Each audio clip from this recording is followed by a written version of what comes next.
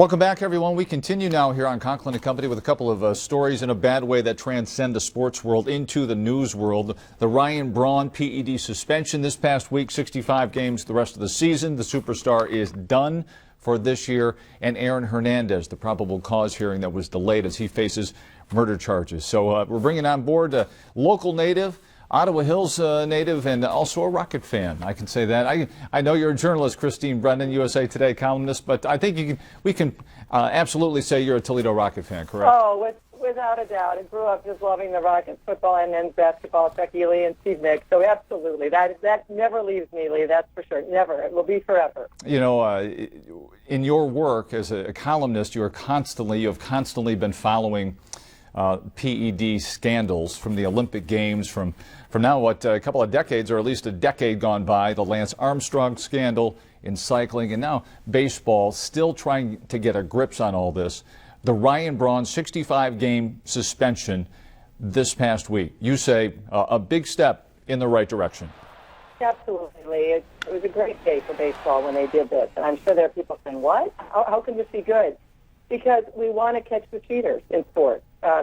I think everyone saw the reaction when Lance Armstrong, we finally got the truth about Lance Armstrong, clearly the biggest fraud in the history of sports and across our culture, too, with his work in the cancer community. I mean, it's just awful. But you want to know the truth. You want to know the truth so that you can talk to your kids about it. You're buying the product. If you're buying tickets to a Major League Baseball game, don't you want to know what you're buying tickets for? There's so many things. You're a consumer, you know, and you want knowledge. Knowledge is good. And so baseball is finally coming to grips with this problem. Major League Baseball is 32 years behind the Olympics in terms of drug testing. Yeah, the Olympic Games holding the Olympics having the strongest drug testing policy now, correct? Absolutely. The Olympics started in 72, by far the strongest. Knock on the door, out of competition testing, 365 days a year. Michael Phelps, Gabby Douglas, the figure skaters, any gymnast, any swimmer, anyone could be tested 365 days a year. Baseball does not have that.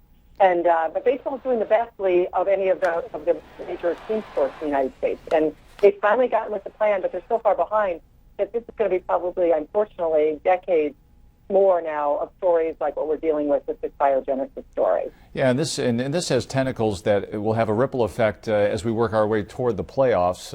The Tigers, have a shortstop, Johnny Peralta, who's on this list. This biogenesis connection, along with Melky Cabrera and A-Rod, and that's become a debacle, a mess, a circus. What does it say for the state of the game going forward that you have all these players, high-profile players, who are facing suspensions, and now you have other players who are turning on them? We didn't see that 10 years ago, 15 years ago. That's a great point. I think it's a very positive development, because for all these years, the Players Union would look out more for the bad guys than the good guys. The Players Union is more concerned about A-Rod and Ryan Braun and protecting them than for what we hope is the majority of players who are not cheating. I've been stunned by that. I mean, consider this. These are guys who, it's in their contract, all the players. If you get in the All-Star game, there's a bonus. If you win an award, the MVP award, whatever. And here, these cheaters are taking these awards from these players, and they haven't said a peep. It's really remarkable. In the Olympic world, everyone spoke out the moment the East Germans were cheating. The moment Ben Johnson was cheating, Carl Lewis spoke out 2 years earlier in a big way.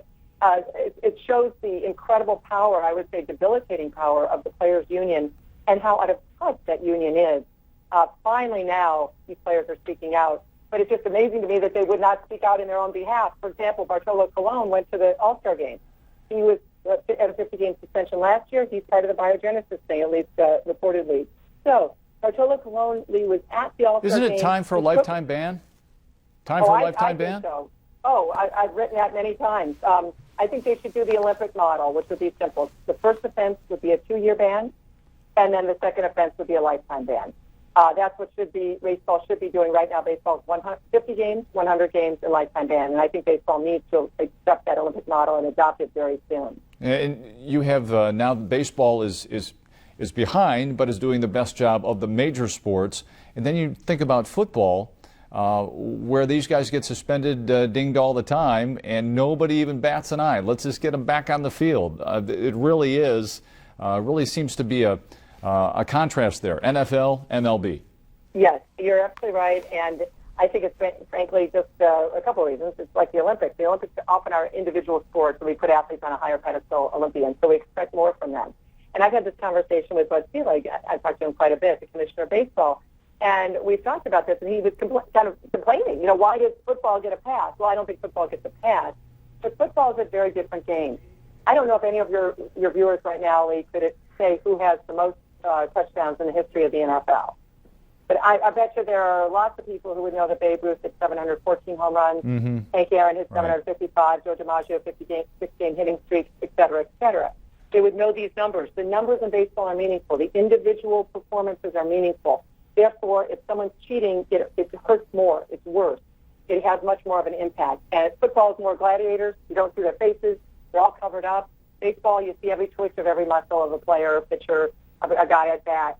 And I think that explains the difference in why we expect much more from the baseball players and don't want them to cheat versus the NFL guys. Yeah, I think you got that right. There's no question. It's all about numbers in the game of baseball. And we'll see what happens with the Hall of Fame going forward with all these guys and what happens down the road. I want to veer off a little bit, Christine, if we can, into the Aaron Hernandez situation. Facing murder charges, appears in court this past week. Probable cause hearing gets delayed. And Bill Belichick finally addresses the media. Was out of the country vacationing this summer. As you look at this case, where he could be connected to 2 other murders and other troubles in the past, as you look at this from a perspective, a sports perspective, is it sports run amok, or is it just society in general? It's a reflection of what we see in society. I think it's a little bit of both, and I don't mean to sound mealy-mouthed about it, Lee, but I think, first of all, young men and young women get in trouble a lot in our country. I mean, the vast majority don't.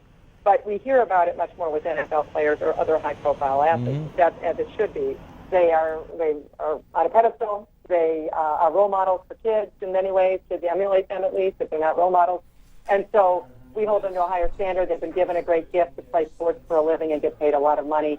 But so they have to behave better. That's just it. They didn't have to choose this life. So that's where the Hernandez thing comes in as a football player, that he has to be better and has to do better. And you can't be involved in of course, this. It's just awful, the murder charges, et cetera. But so I think that's part of it. But keep in mind that, of course, we will focus more on a young man in the NFL than we would on a person who's in the same situation in another city where we've never even heard of that person. And I'm not for a moment giving the Patriots, the NFL, or Aaron Hernandez a pass. But I think realistically, we look at it and we say, of course, there's going to be more scrutiny. But yes, the NFL, this should be a wake-up call. The day that Aaron Hernandez was first arraigned, Lee, I thought it was fascinating. The NFL was holding its rookie symposium.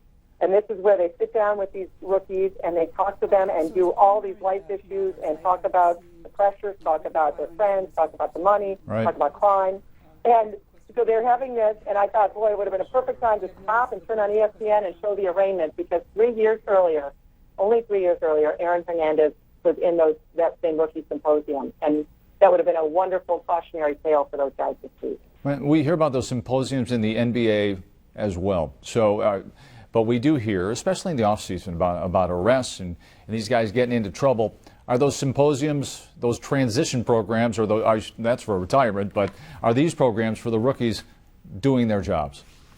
I think the answer to that is no. And I think we can say because of all these arrests, there have been dozens of players arrested in the NFL since the Super Bowl. And it's not good. Again, there should be no arrest. Not because they're not young men who things can happen to anyone, and certainly some young people can probably do dumber things than old people. At least I guess we hope that that's the order, the progression of things. But the fact that these guys have been given such amazing gifts, money, and the place works for a living, and they're doing this, the symposium's not working. And I don't know what it is other than, I think one thing that's been discussed, and I like it, is levying a strong fine on the owner of a team who has a guy who does bad things. I think you're going to have to go beyond the player. It's okay, the player's kicked off the team, player loses his salary, player's in jail. Okay, they're punished appropriately through the legal system, what have you. But what about the people who brought them in and took the flyer on Aaron Hernandez or on any of these other guys and these bad apples. And now there has to be more. There has to be some penalty for bringing these people into the league. It seems to me the NFL can control that, and they can control their owners, and they can start to make some decisions that maybe will have more impact than we see so far, because whatever it is, it's not working right now. There has to be some culpability, some accountability, that when you say you do a background check on somebody, you got to do a good job. Robert Kraft said he was duped, right? Said he was duped. Oh yeah, and yet Hernandez had real trouble at Florida under Urban Meyer. Right. I mean, this was not a choir boy they brought in. They knew they were rolling the dice, but in the Patriots' defense, Lee, even if you've got a guy who's got trouble, you're certainly hoping it's an admirable thought to try to give them a chance and hope that your system we can turn them around. We can. Yeah, exactly. Right. But you've got to you've got to be smart about this. And I guess the other thing is too, with the Patriots, you never expect that the tight end you're bringing in could actually be a hitman. Allegedly a hitman. Right. So. Right. That is the worst nightmare that has now come true for the Patriots. All right, Christine, we thank you so much for joining us from Washington this morning. We hope to see you down the road and right here in Toledo, back at home. Thank you so much. Lee, thank you very much. And we'll be back on Conklin and Company right after this. Hi, I'm Tony.